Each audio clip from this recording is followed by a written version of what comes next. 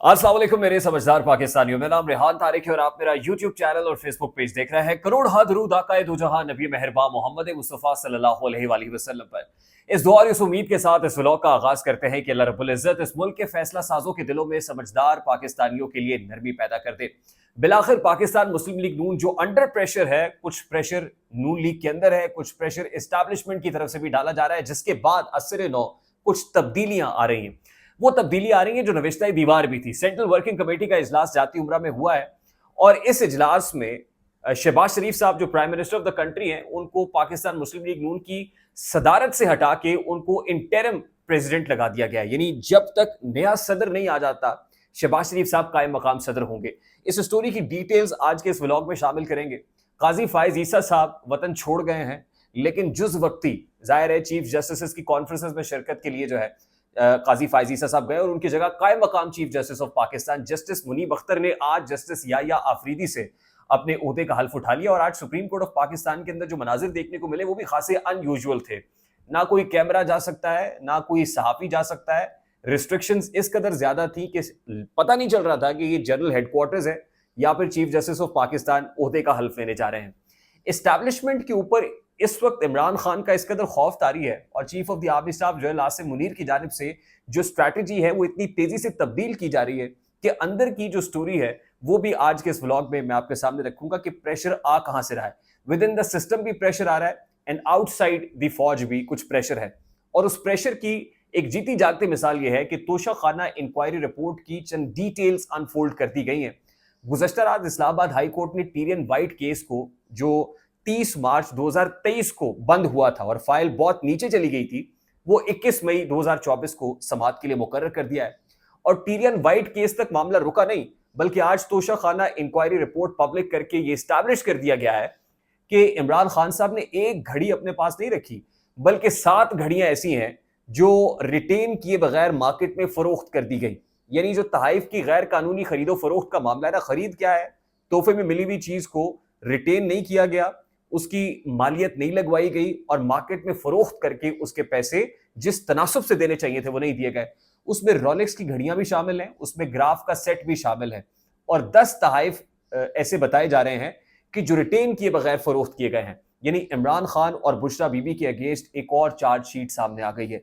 इससे पहले जज अबुल हसनात जुल्करनैन साहब की जानिब से तोशा खाना केस का फैसला सुनाया गया था। ऑल्दो वो फैसला मुअत्तल हो गया है, लेकिन इस्टेब्लिशमेंट पर प्रेशर या खौफ ये तारी है कि अदालतों की जानिब से मुकम्मल तौर पर यानी उनका तासुर यह है कि सहूलतकारी हो रही है, अदालतें सहूलतकारी कर रही हैं, अदालतें इमरान खान के हक में फैसले दे रही हैं। वो इद्दत में निकाह का केस हो, उसके अंदर जो प्रोसिक्यूटर हैं वो बैरून मुल्क चले गए एक ऐसे मौके पर जब शाहरुख अर्जुमन की कोर्ट के अंदर मामला 90-95% मुकम्मल हो चुका हुआ है। यानी इद्दत में निकाह केस का अब सिर्फ फैसला सुनाया जाना है, क्योंकि सलमान अकरम राजा ने भी दलाइल तकरीबन दे दिए हैं। उसके बाद साइफर केस है, साइफर केस में अपील भी इस्लामाबाद हाई कोर्ट के अंदर लगी हुई है। इस केस में भी कभी इम्कान है कि इमरान खान साहब को जमानत मिल जाएगी। अब जमानत मिल गई। तोशा खाना केस में ऑलरेडी जो है वो जमानत मिल चुकी है। 190 मिलियन पाउंड केस के अंदर इस्लामाबाद हाई कोर्ट से जमानत ऑलरेडी मिल चुकी है। अब साइफर केस है और इद्दत में निकाह केस है और दोनों ही ओपन एंड शट केस हैं। यानी दोनों के अंदर ही बड़ी आसानी से इमरान खान साहब के केसेस रेत की दीवार बन के जमीन बोस हो जाएंगे। उसके बाद इस्टेब्लिशमेंट क्या करेगी? तो इस्टेब्लिशमेंट ये करेगी कि इस्टेब्लिशमेंट अब गड़े मुर्दे दोबारा उखाड़ रही है, ताकि इमरान खान को जितनी देर तक अंदर रखा जा सके उतना ही ज्यादा बेहतर होगा कि कोई बार्गेन हो, कोई डील हो, कोई मुज़ाकरात हो, इमरान खान को अपनी शराइत के ऊपर लेके आया जाए। लेकिन मामला भी जुए शीर लाने के मुतरादिफ है। ये हो क्यों रहा है? इस्टेब्लिशमेंट पे अंदर से प्रेशर क्या आ रहा है? देखिए, DGISI की पोस्ट हमारी हिस्ट्री के अंदर इसलिए इंपॉर्टेंट रही है कि chief of the army staff कितनी देर तक अपने ओहदे पर बरकरार रहेंगे, इसका फैसला हिस्टोरिकली DGISI करता है। और इस वक्त DGISI यानी पाकिस्तान की सुप्रीमो इंटेलिजेंस एजेंसी का सरबरा लेफ्टिनेंट जनरल नदीम अंजुम है और लेफ्टिनेंट जनरल नदीम अंजुम को किसी यानी कोई टाइम पीरियड के लिहाज से एक्सटेंशन नहीं दी गई। ये मैं आपको जराए से खबर दे रहा हूं कि वो वक्त के एतबार से एक्सटेंशन नहीं दी गई, बल्कि ऐसी लामुतना ही एक्सटेंशन दी गई है कि जिस वक्त को नया DGISI आएगा तो उस वक्त जनरल नदीम अंजुम साहब की जो खिदमात है वो सरेंडर कर दी जाएंगी, क्योंकि अल्टीमेटली उनको रिटायरमेंट लेनी है। इस्लामाबाद मार्गला ऑफिस के अंदर बड़ी तेजी से एक तब्दीली आती हुई दिखाई दे रही है और वो तब्दीली आज मैं रिवील कर रहा हूं कि मार्गला में ISI हेडक्वार्टर جو इंटेलिजेंस एजेंसी का बड़ा हेडक्वार्टर है, उसके सरबराह की तब्दीली है। जनरल लदीब अंजुम तब्दील होने जा रहे हैं और बड़ी तेजी से अनकरीब होने जा रहे हैं। और अभी तक जो मामला प्रोलॉन्ग या डिले करना पड़ा, उसकी बुनियादी वजह भी ये थी कि chief of the army staff general Asim Munir अभी ये तय कर रहे हैं कि नया डीजीआईएसआई कौन होगा।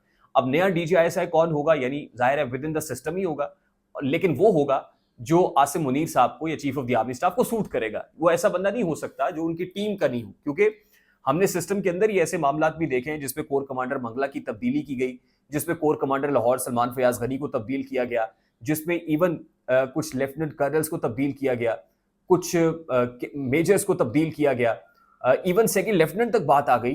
तो फौज के अंदर बड़ी तेजी से मैसिव जो एहतसाब का अमल है वो भी जारी है, रीशफलिंग भी हो रही है, ट्रांसफर पोस्टिंग्स भी हो रही हैं, और आने वाले दिनों में यानी मुस्तकबिल करीब में जो सबसे बड़ी ट्रांसफर पोस्टिंग या सबसे बड़ी रीशफलिंग या सबसे बड़ी पोस्टिंग होगी वो डीजीआईएसआई की पोस्टिंग होगी।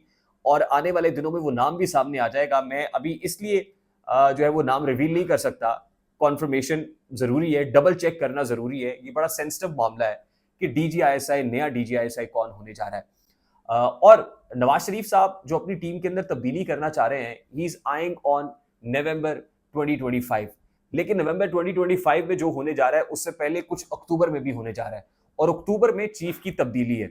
और ये भी अब जरा कंफर्म कर रहे हैं कि चीफ भी जस्टिस काजी फायज ईसा नहीं रहेंगे, बल्कि 25 अक्टूबर को वो सुबकदोश हो जाएंगे, रिटायर होकर घर चले जाएंगे, और फिर नया चीफ जस्टिस ऑफ पाकिस्तान आएगा। अभी तक तो पाकिस्तान मुस्लिम लीग नून को, एस्टैब्लिशमेंट को, ये स्टेटस को काफी सूट करता है, लेकिन जैसे ही ये स्टेटस को टूटेगा, वो जुडिशरी के अंदर हो, वो एस्टैब्लिशमेंट के अंदर हो, तो यकीनन सियासत में भी एक बहुत बड़ा भूचाल आएगा। नवाज शरीफ साहब 28 मई को पार्टी के सदर बनने जा रहे हैं, और नून लीग ये सोच रही है, ये स्ट्रैटेजी बनाई हुई है कि अब वो कोई एंटी एस्टैब्लिशमेंट स्ट्रैटेजी के साथ सामने आएंगे, और अल्टीमेटली जुडिशरी के ऊपर तनकीद हो या फौज के ऊपर तनकीद हो, वो तनकीद आपको बढ़ती हुई नजर आएगी। यही वजह है कि इमरान खान से नून लीग भी फौरी तौर पर कोई मुज़ाकरात करके उनको इंगेज करना चाहती है, और एस्टैब्लिशमेंट भी इंगेज करना चाहती है। लास्टली एंड वेरी क्विकली मैं आपको बता दूं कि जो किर्गिज़स्तान का इशू है, वो इशू अब हाइप क्रिएट कर रहा है, क्योंकि इस्लामी जमीयत तलबा जो है जमात इस्लामी की, उन्होंने किर्गिज़स्तान की एम्बेसी के सामने एहतजाज शुरू कर दिया है। जो वहां पर स्टूडेंट्स हैं उनको हॉस्टल से निकाला जा रहा है उनके सामान समेत, और उनको ये बताया नहीं जा रहा कि उनकी आखिरी राह क्या होगी, वो किस जगह पर जाएंगे। और पाकिस्तानी एम्बेसी किर्गिज़स्तान के अंदर बहुत छोटी सी है, वो दफ्तर खारजा के साथ इंगेज तो कर रही है, लेकिन अभी तक उसके को खातिर खा नताइज बरामद होते हुए नजर नहीं आ रहे। तो ये सिचुएशन इवॉल्व कर रही है, डेवलपिंग स्टोरी है, एंड बाय द इवनिंग जैसे जैसे इसमें कुछ डेवलपमेंट्स आएंगी तो इंशाल्लाह वो लेके आपकी खिदमत में फिर हाजिर होगा। तब तक के लिए अपना बहुत सारा ख्याल रखिएगा। वीडियो पसंद आए तो इसको लाइक और शेयर करना मत भूलिएगा, इससे हमारा पैगाम मैसेज तक पहुंचता है, और बेल आइकन जरूर दबा लीजिएगा। मुझे रेहान तारिक को इजाजत दीजिए, अपना बहुत सारा ख्याल रखिएगा। अस्सलाम वालेकुम।